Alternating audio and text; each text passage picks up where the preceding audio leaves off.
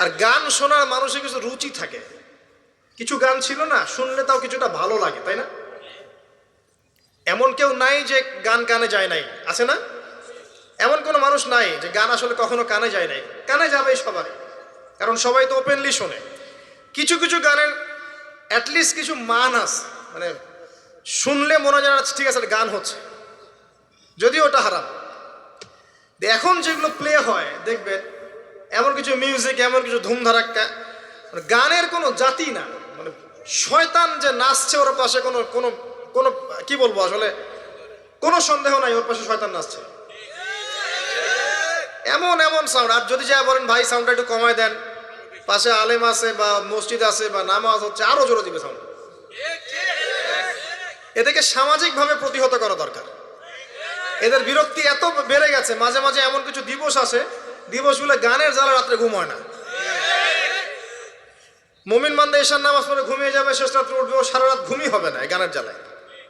বিয়ে হবে দেখবেন ধুম ধারাক্কা গান লাগিয়ে দিয়েছে। একদম একটা ফ্ল্যাটের মধ্যে 10টা পরিবার আছে, ওর কোনো খেয়ালই নাই, ও একাই পরিবার, ছাদের উপর যাবে ধুম ধারাক্কা গান বাজাবে, মাশাআল্লাহ এই বরকত নিয়ে জীবন শুরু করছে। এই অভিশাপ নিয়ে জীবন শুরু করলে বৈবাহিক জীবন সুখী হবে? তো শয়তানের আনুগত্য দিয়ে জীবন শুরু করেছে দেখবেন। আবার দিয়ে এমন সময় অনেক কিছু কনসার্ট হয় দেখবেন, স্টেজে এমনভাবে নাচানাচি করে মনে শুয়োর আর বারণ নাচছে। হ্যাঁ, হাদিসে এই শব্দ এসেছে, আমার উপর রাগ করবেন না। নবী সাল্লাল্লাহু আলাইহি ওয়াসাল্লাম বলেছেন, যারা এই উম্মতের মধ্যে মাদককে হালাল করে নিবে, বাদ্যযন্ত্রকে হালাল করে নিবে, এবং যারা নর্তকী নাচাবে এবং মিউজিক্যাল ইনস্ট্রুমেন্টের সাথে এদের গভীর সম্পর্ক থাকবে, একদিন সকালে আল্লাহ পাক এদেরকে বানর আর শুয়োর বানিয়ে দিবেন। একদম টাটকা হাদিস, আখিরুজ্জামানের হাদিস। পড়ে দেখেন, আলেম ওলামাকে জিজ্ঞাসা করেন, হাদিসটা না থাকলে আমার নাম বদলায় ফেলাবো। এই হাদিসও আছে। এটা কি ফিজিক্যালি হবে? আমার কাছে মনে হয় না ফিজিক্যালি হবে, আল্লাহু আলাম, আল্লাহ ভালো জানেন। তা আমার কাছে মনে হয় না যে ফিজিক্যালি হয়তো বা হবে না, ইন্টারনালি তারা বানরা শুয়োরের মতো হয়ে গেছে, আমার কাছে তাই মনে হয়। ভিতর থেকে স্বভাবগতভাবে দেখবেন বানরা শুয়োরের মতো করছে। তো কি করবেন? এখানে ঈমান নিয়ে আপনি চলবেন কি? নূর কি জিনিস বোঝাতে গিয়ে আপনাকে এই কথাগুলো বললাম।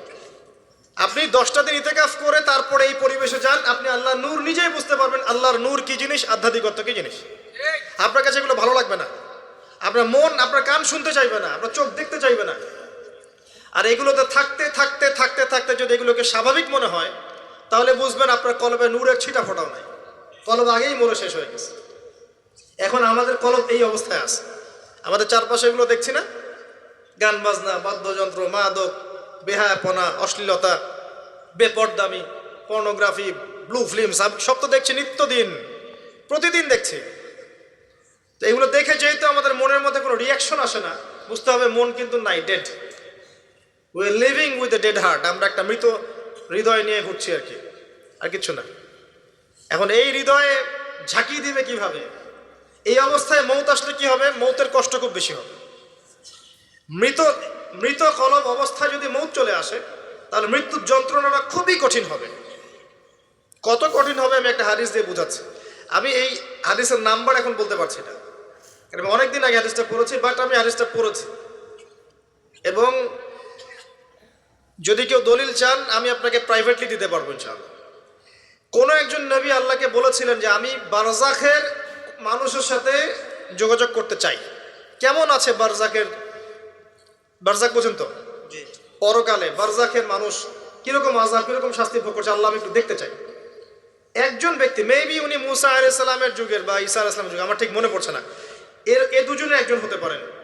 আল্লাহ পাক দেখালেন একজনকে যে এই ব্যক্তি খুবই রুগ্ন, ক্লান্ত, মানে দেখে মনে হচ্ছে তিনি খুবই পেরেশানির মধ্যে আছে।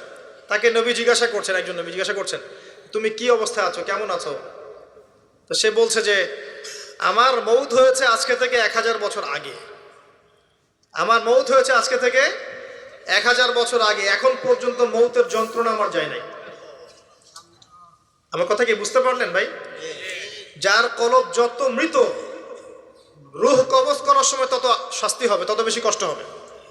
যার কলব যত পবিত্র, রূহটা অত সুন্দর করে আস্তে করে বের হয়ে চলে আসবে ইনশাআল্লাহ। যেমন কলসি থেকে পানি ঢাললে যেমন হয়, এভাবে রূহটা বের হয়ে চলে আসবে। কলব পরিষ্কার না থাকলে এটা হবে না। এগুলো আধ্যাত্মিক মারেফতি কথা নয়, কিন্তু বিষয়টা এই যে আমরা অনেকে আবার এগুলোকে বানিয়ে দিয়েছি পীর মুর্দি, তাই না?